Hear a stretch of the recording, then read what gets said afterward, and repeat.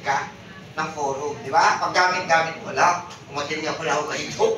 Dapat pala parang gumaling ako. May disiplina. Tama? Tama. Isa naman niya, Alfonso. Shot. So, ulitin ko, ito po ay souvenir ko. Sa mga may gusto lang, ha? Sino nga pala may gusto? Ito. Yan, binibenta ko po ito.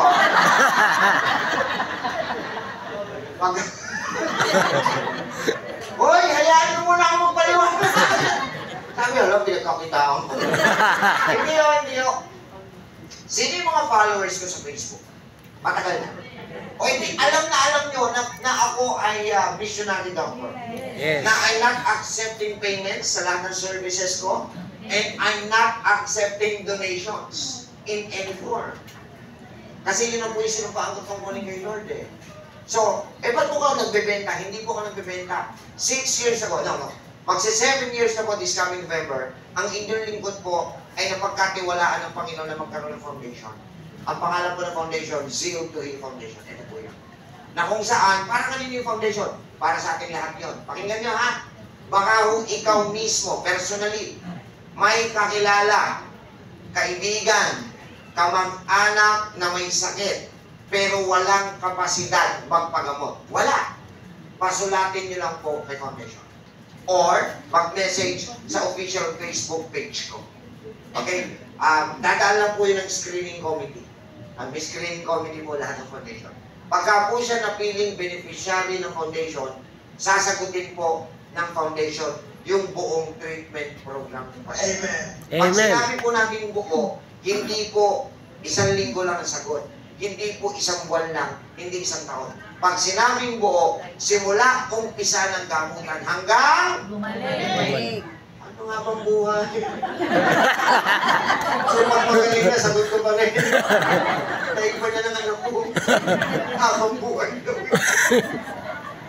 Tama ako, simula umpisa ng gamutan hanggang gumaling. Ayun. At ang nagmumonitor po sa kanyang doktor, walang iba kundi ang inyong lingkod. Ayun. Ayan, palakpakan po natin.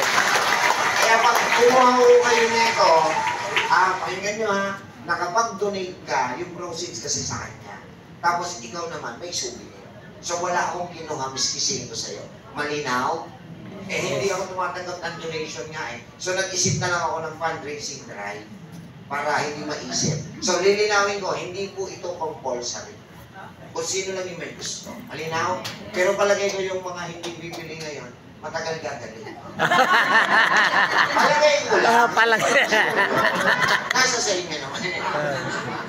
Kaya, magpapasalamat tayo. Tito Weng, sandali lang mga bago namin isarag yung programa. Magpapasalamat lang kami sa mga nag-donate ng stars. Okay, maraming salamat po sa mga nag-send ng stars. Ngayong araw ay nakakuha po tayo ng 100 stars. Malayo man sa kota namin, but still, thank you pa rin. At pwede pa po kayo mag-send while watching or kahit tapos na po, pwede kayo humabal para mag-send ng stars. So maraming salamat kay Torado Jenny and Cecilia Cadelina. Ayan, for 100 stars. So, ang total natin na stars ay? 100 po. 5,000 kota namin. Kota ko. Anyway, salamat po sa nag-donate. Yung 100 stars, hindi po yung 100 pesos ha. Sa Facebook kasi may platform na pwede mag-send ng stars. Pero may conversion pa po yan in Philippine money. So 100 stars, example po, may nag-donate sa akin ng 35 na stars.